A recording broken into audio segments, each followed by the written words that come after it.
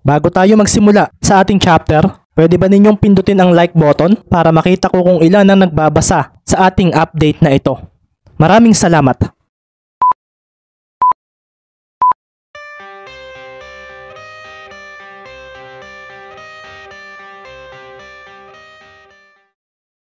Kinben Book 6, Chapter 49. Sumablay nga pareho ang free throws ni Fajardo at doon na nga napakuyom si Coach Melendres dahil ito ang kahinaan ng kanyang sentro na ginagamit din ng mga nakakalaban nila kapag dikit ang score sa huling mga minuto. Pagkakuha naman ni Magbuo sa rebound ay mabilis niyang ipinasa kay Mendez ang bola. Depensa! Sigaw nga ni Coach Melendres at si Chua nga ay nadikitan kaagad si Mendez. Kaso bumigla ito ng hinto sa paglampas nito sa gitna. Si Namaki at Carlo naman ay mabilis na bumalik para magbigay ng screen at nang makita ito ni Wanabe at Yulo ay dito na nga sila napahanda. Panoorin ninyo ang nangyayari. Bulalas nga ni Coach Isaiah sa kanyang mga players na nakatayo na sa tabi niya. Si Ricky naman ay napatingin kay Chua at sa pagtatama ng kanilang mga mata ay dito na nga biglang gumalaw ang isang paa ni Mendez. Kumaliwa siya at kasabay ng talbog ng bola ay ang pagbaba nito. Binigla nga niya ng abante si Chua at nang gamitin ni Ricky ang screen ni Carlo ay dito na nga napahabol sa kanya si Yulo. Si Dre naman ay lumayo para hindi makapagbigay ng help defense si Magbanwa. Si Chua naman ang bumangga kay Ibanez ay bumigla pa ng habol at dito na nga agad na napagalaw ang kanyang iniwanan. Si Ricky naman ay napatingin sa haharang sa kanyang si Fajardo at si Coach Melendres naman ay napangiti nang ang kanyang triangle defense ay ma-execute. Si Fajardo, si Yulo at si Chua. Nangyari na rin daw ito kanina at sa oras na magkamali raw si Mendez ay lalo na silang mahihirapang makahabol sa lamang nila. Si Coach Isaiah nga ay napakuyom na lang nang huminto bigla si Mendez. Ang mga manonood ay nabigla roon. Ang bola nga ay nasa kanya pa rin at dito na nga inagaw ni Chua ito. Kasabay rin noon ay ang biglang pagtalo ni Mendez na ikinaseryoso ni Fajardo na agad na tumalon din para harangan ang gagawin nito. Pipilit ka pa talaga ha? Sabi nga ni Fajardo at bigla na lang nawala si Mendez dahil hindi pala ito tumalon. Isang fake lang ang ginawa nito at si Chua naman ay nagdilim ang paningin dahil sa pag-abante ni Mendez ay bigla niya rin itong nilampasan. Hindi ako papayag na maka-score ka o makagawa pa ng play. Bulalas nga sa sarili ni Chua at habang tumatakbo siya ay bigla na lang siyang nakaramdam ng kakalmahan nang makita niya ang maliit na ngiti ni Mendez. Nang lampasan niya ito ay bumigla ito ng dribble pabalik at sa paghabol niya ay doon na nga lumampas ang bola sa kanyang tagiliran. Isang pagbato ng bola ang ginawa ni Ricky sa sahig at sa paglampas noon ay siya ring pagsambot na ni Magbuo. Nagdilim naman ang paningin ni Chua at bumigla siya ng palo sa bola bago pa ito lumayo. Kusang gumalaw ang kanyang katawan at nagawa pa rin nga niyang mahuli ang pasa ni Mendez na ikinaseryoso ng mga manlalaro ng Kalapan. Akala nila ay tagumpay na si Mendez pero hindi ko alam kung bakit mo ito gustong mangyari, Mendez. Pero sige, sabi nga ni Steve Chua sa kanyang sarili at sa paghila niya sa bola ay siya ring pagkatama ng mga mata nila ni Mendez. Nag-e-enjoy ba akong maglaro ng basketball?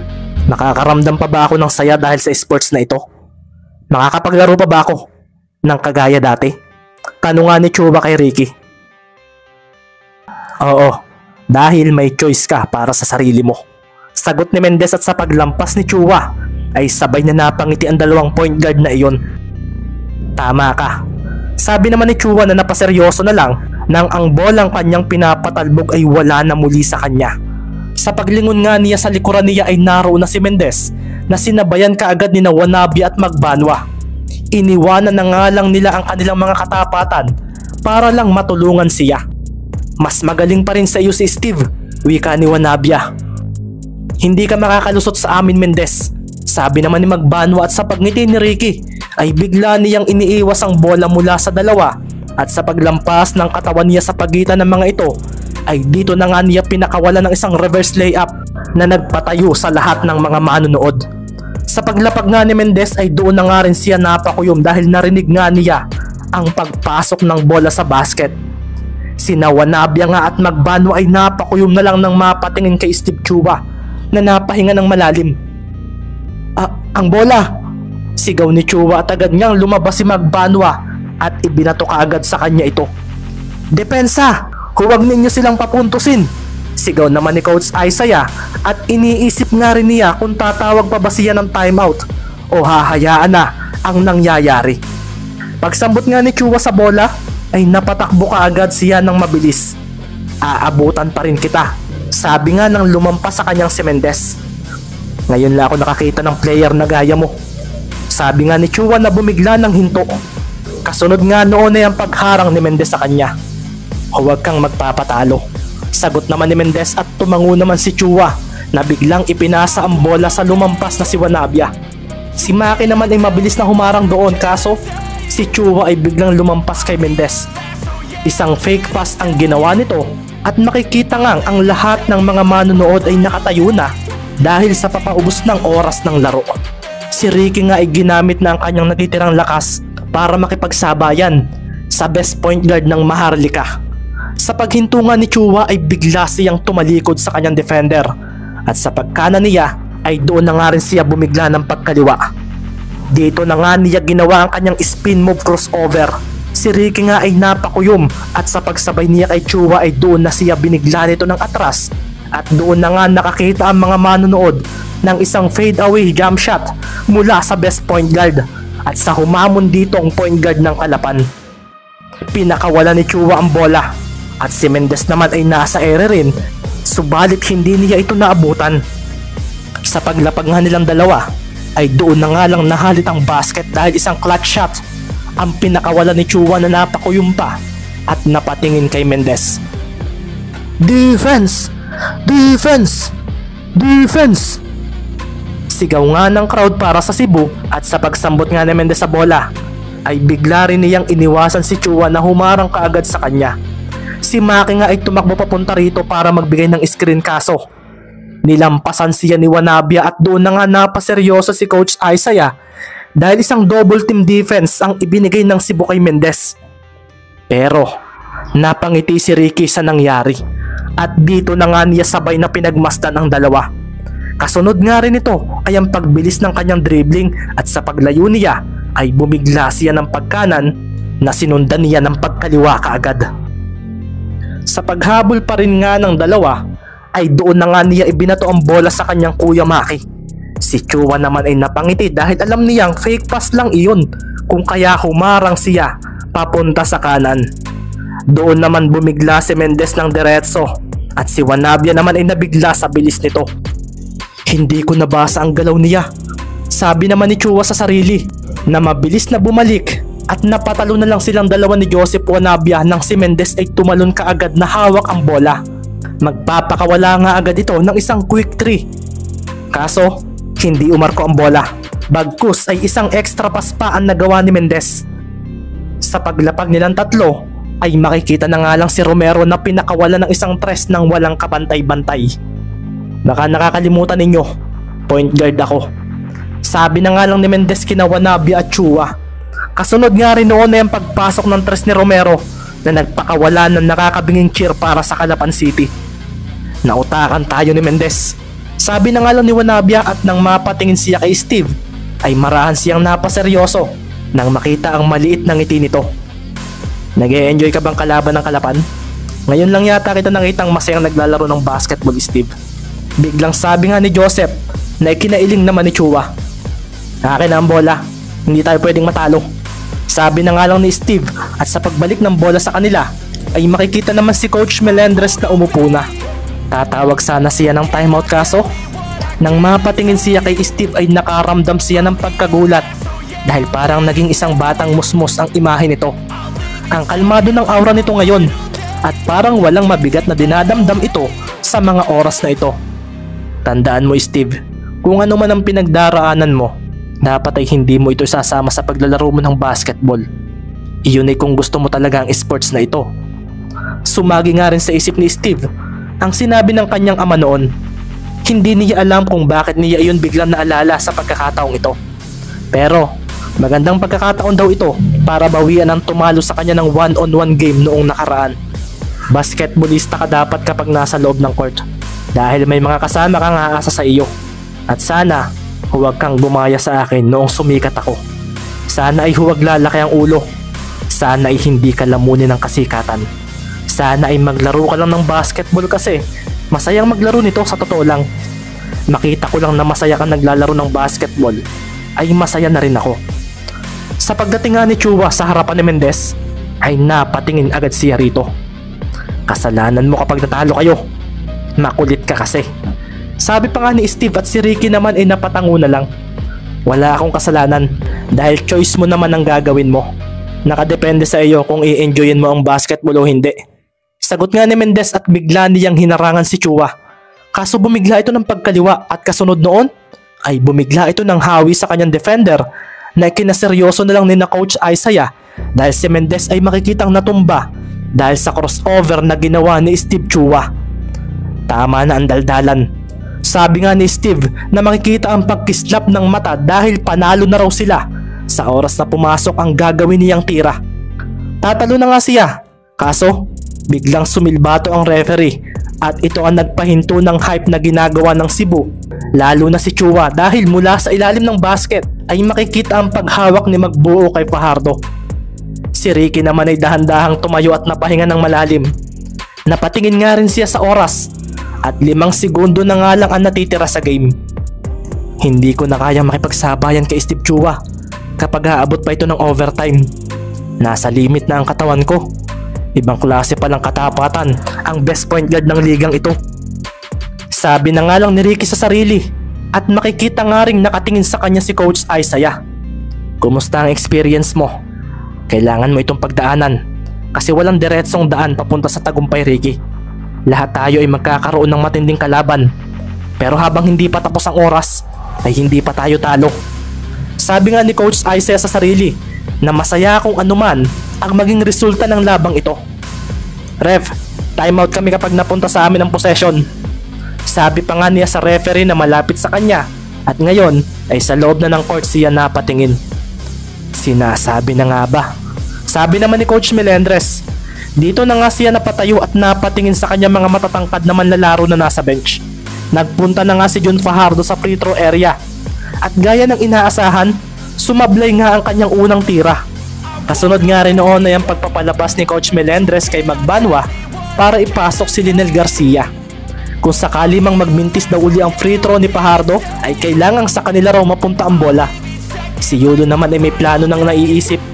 At dito na nga siya pasimpleng napatingin kay Ibanez na nasa kabila niya at kay Magbuo na ibabox out na siya. Napatingin nga rin siya kay Jun at tumango siya. Napalunok na nga ang mga manonood at parang nakaramdam sila ng kaba dahil sa natitirang 5 segundo ay pwedeng may mangyari pang himala. Si Maki nga ay nakahanda na kaagad sa pagtakbo para sa bola. Kailangang masecure namin ang bola. Sabi naman ni Marlon sa sarili na humanda na dahil si Fajardo ay gagawin na ang kanyang ikalawang free throw. Matatalo kami kung mahahampas ng kalaban ng bola. Kailangang mahawakan namin iyon para maka-timeout kami. Sabi naman ni Ibanez sa sarili na napatingin kay Yulo. Si Dre naman ay mabilis na harangan si Fajardo para hindi raw ito makadiretso sa basket. Pinatalbog nga ni Fajardo ang bola at sa paghawak niya rito ay doon na nga niya ito pinakawalan. Kasunod nga noon ay ang baliyahan kaagad sa ibaba ng basket. Tumama nga ang bola sa dulo ng ring at sa pagbalik nito sa loob ay doon na nga tumalo ng mga players na nag-aabang sa rebound. Ang mga manonood nga ay napatayo na at ang mga players ng magkabilang team ay nakahanda na sa mangyayari. Ang makakakuha ng possession, ito nga ang hinihintay ng lahat. At sa pagbaba ng bola at sa pagtaas ng mga palad na nag-aagawan dito ay makikita nga ang pag-angat ni Magbuo. Dinakot niya ang bola para sa rebound. Kaso dito na nga ito pinalo ng malakas ni Yulo na ikinaseryoso ni Coach Isaiah. Hanggat hindi nasisecure ng player niya ang bola ay hindi sila makakahingi ng timeout. Umangat muli ang bola sa ere at ang oras ay tumakbo na. Muli na naman ngang tumalon si Magbuo at ganoon din si Ibanez kaso hindi nila iyon natamaan. At sa pagbaba ng bola ay bigla namang napaseryoso ang mga players ng Cebu nang sa pagpatak ng 1 segundo ay napasilbato na ang referee. May isang manlalaro nga ang dinamba na ang bola upang hindi pa ito makawala pa. Kasunod nito ay ang pagdagasa nito sa sahig ng yakap iyon. Nakatawag ng timeout ang kalaban at makikita nga si Ricky Mendez na nasa sahig na at yakap-yakap na ang bola. Ang kabog nga sa dibdib ng mga manonood ay mas lalong lumakas at sa pagtingin ng mga players kay Ricky ay napaseryoso na lang sila dahil makikita nga ang binata na nakahiga at nakatingin sa liwanag na nagmumula sa itaas. Hindi ito maganda. Kaya ko pa bang makapuntos mamaya? Nakatawag ba kami ng timeout?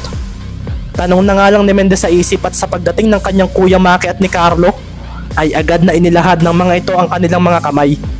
Kaya mo pa ba? Tanong nga ni Maki na biglang kumabog ang dibdib dahil akala niya ay tapos na ang laro at sa paghila nga nila kay Ricky ay napangiti na lang sila matapos makahinga ng maluwag. Akala nila ay tapos na ang laro pero heto nga si Mendez at talagang nakagawa pa ng paraan. Kaya pa. Umabot ba tayo? Tanong nga ni Ricky at makikita ngang inalalaya na siya ng dalawa sa pagpunta sa bench. Oo, gumawa ka na naman ng miracle play. Sabi na nga lang ni Carlo na napatingin sa mga naghihintay sa kanilang mga kakampi nila sa bench. Si Coach Melendres nga ay napaseryoso na lang dahil inakala rin niyang panalo na sila pero talagang napigilan rin daw ito ng Mendez na iyon. Pero alam na rin naman niya sa kanyang sarili na nasa limitasyon na ito sa pagbabantay kay Steve Chua. Ngayon ang kailangan na lang daw nilang magawa ay mapigilan ng play na i-execute ng kalaban. Kailangang malaman daw niya kung sino ang gagawa ng last shot. Catch and shoot ang gagawin nila, iyon ang sigurado. Sabi nga ni Coach Melendres sa kanyang mga players. Si Isaiah naman ay makikitang may hawak na board at dito na nga niya ginawa ang kanilang last play. Isa lang ang lamang ng kalaban kaya win or lose situation na ito. Napatingin nga siya kay Ricky, kay Carlo at kay Maki. Isa sa mga ito ang pwedeng gumawa ng last shot. Pero pwede rin si Marlon kung magagawa ng mabuti ng inbounder ang pasa. Sabi pa nga ni Isaiah sa kanyang sarili, kaya mo pa ba Ricky? Tanong nga muna niya kay Mendez na makikitang basang-basa na ng pawis ang jersey. Sina Maki at Carlo naman ay napatingin dito at napangiti naman si Ricky. Baka coach magmintis ako. Sabi nga ni Ricky at napatango naman si Isaiah. Ito ang gusto niya sa batang ito. Alam niya sa sarili niya na pagod na siya para gumawa ng sure na tira. Alam nito na may bagay na hindi ito magagawa kahit pa sabihin ito ang kanilang ace player. Kung ganoon, sabi nga ni Coach Isaiah sa kanyang mga players at nagsimula na nga siyang maglagay ng marka sa kanyang board para sa magiging pwestuhan ng kanyang mga manlalaro sa last play nila. Kasunod nga noon ay ang pagsilbato ng referee. Nagtayuan na nga ang mga players na magkabilang team at dito na nga rin napatayo ang mga manonood dahil dito na malalaman kung sino ang panalo at talo. Si Dre Sanchez nga ang magiging inbounder at makikita nga si Magbanwa na humarap na kaagad sa kanya. Si Ibanez naman ay pumesto sa may basket habang si Maki at Ricky ay sa labas ng arko. Si Magbuo naman ay nasa may free throw area at makikita naman sina Wanabe at Chua na nasa tapat ng dalawang guards. Habang si Yulo naman ay nakatingin kay Magbuo at si Fajardo naman ay nakadikit na kaagad kay Ibanez dahil pwedeng isang malapitang play sa may basket din ang gawin ng kalaban. Isa pa, magaling na scorer daw itong nasa may basket at mataas ding tumalon. 2 points lang ang kailangan nila. Sabi nga ni Coach Melendres sa kanyang sarili. Makikita nga rin sa tabi niya ang kanyang mga players na magkakasalapid na ang mga bisig para sa huling buzzer. Ganoon nga rin na makikita sa bench ng kalaban. Si Chua naman ay napatingin kay Ricky at makikita ang isang pasa lang ay makukuha na nito ang bola dahil ito ang malapit sa inbounder. Pero alam niyang pwedeng pain lang din ito dahil sa nakikita niya ay baka magmintis na ito sa gagawin nitong tira. Si Wanabia naman ay napatingin agad kay Romero at napaseryoso siya nang pagmasdan din siya nito. Masaya akong pinakita mo sa akin na mas magaling ka. Ibig sabihin, pwede kitang matalo sa sunod nating paghaharap. Wika nga ni Romero na ikinangiti naman ni Wanabia. Inaamin mo bang mas magaling ako sa iyo? Ganoon na nga, pero hindi pa naman ito ang huli nating paghaharap. Sagot naman ni Maki na napatingin na nga kay Dre dahil ang referee ay sumilbato na at iniabot na rin dito ang bola. Ang mga manonood nga ay napalunok na lang dahil dito na nga magpapatuloy ang laro. Pagkahawak nga ni Dre sa bola ay sabay na tumakbo si Maki at Ricky papunta sa malayong side nila At sa paghabol ni na Chua at Wanabia ay doon naman makikita ang paggalaw ni na Ibanez at Magbuo. Sabi na nga ba at hindi basta ipapasa kay Mendez ang bola. Sabi nga ni Chua sa sarili at sa pagtingin niya kay Ricky ay bigla itong bumalik at dumiretso sa loob ng arko. Si Wanabia naman ay napaseryoso nang bumangga siya kay Magbuo at si Romero ay dumiretso nga sa basket at doon na nga napagalaw si Fajardo. Kaso sa pagdating nito ay biglang kumawala si Ibanez at tumakbo palayo. Si Fajardo ay hinarangan ni Romero at ang papasok na si Mendez ay hinarangan naman ni Yulo. Kasabay rin noon ay ang paglabas ni Ibanez at dito nga ipinasa ni Dre ang bola. Si Magbanwa nga ay napahakbang papunta roon. Sa pagsambot naman nga ni Carlo Ibanez sa bola ay siya ring pagtalo niya paharap sa basket mula sa 3-point area sa may kaliwa. Sinabayan siya ni Magbanwa pero makikita nga ang ngiti sa labi ni Carlo dahil sa pagtira niya sa bola ay bigla niyang naalala ang isang clutch player na iniidolo niya magmula noon. Sa paglapag nga niya ay siya rin pag-atras niya at doon na nga rin tumunog ang buzzer na sinundan din ng paghalit sa basket dahil ang tres ni Ibanez ay pumasok pa nga. Tres pa talaga ang pinakawala nila. Sabi na nga lang ni Coach Melendres na aasa na lang sa review kung pasok pa ba sa oras iyon o hindi. Ang buong venue nga ay nagwawala sa buzzer beater na iyon ni Ibanez na makikita pa ngang sumigaw ng malakas na masayang masaya. Kobe! Bulalas niya at si Maki nga ay tumakbo rin dito na tuwang-tuwa dahil ginawa lang naman ni Carlo ang clutch shot ng kanilang idol na basketball player. Ang lupit noon, Carlo! Sigaw pa nga ni Maki. Siyempre, Mamba mentality tayo. Masayang wika nga ni Carlo at kasunod noon ay ang pagdumog sa kanya ng mga kakampi nila na masayang masaya dahil sa play na iyon. Si Ricky naman ay napaupo na lang sa court dahil sa pagod at napatingin din siya kay Steve Chua na tila nang hina dahil sa nangyari. Makikita nga rin ang pagkuyom ni Wanabia at Fajardo habang si Magbanwa naman ay napailing na lang sa ginawa ni Ibanez. Malupit ang clutch shot na iyon. Naalala ko tuloy si Kobe. Sabi na nga lang ni Sen na napatingin sa kanyang mga kakampi. Bawi na lang tayo sa sunod na game. Hindi laging panalo, pero hindi pwedeng laging matalo. Seryoso nga niyang winika at pagkatapos noon ay napasulyap din siya kay Mendez na mukhang pagod na pagod sa ginawang pagtapat kay Steve Chua. Si Ibanez ang gumawa ng last shot, pero sa mga mata ko ay ang batang ito ang nagpapanalo sa kanila sa larong ito. Sabi na nga lang ni Magbanwa sa sarili at makikita nga nagsimula ng magtayuan ng mga manonood na manlalaro ng ibang teams. Karamihan nga sa kanila ay hindi makapaniwala na ganito ang magiging resulta ng laban. 104-106 ang final score at ang Calapan City Blue Phoenix ang nagwagi sa ikalawang game nila laban sa Cebu Mighty Boars. Sa mga gustong bumili ng advanced chapters, mag-PM lang kayo sa makikita ninyo sa screen. 10 pesos per chapter at minimum of 5 chapters ang pwede ninyong bilhin.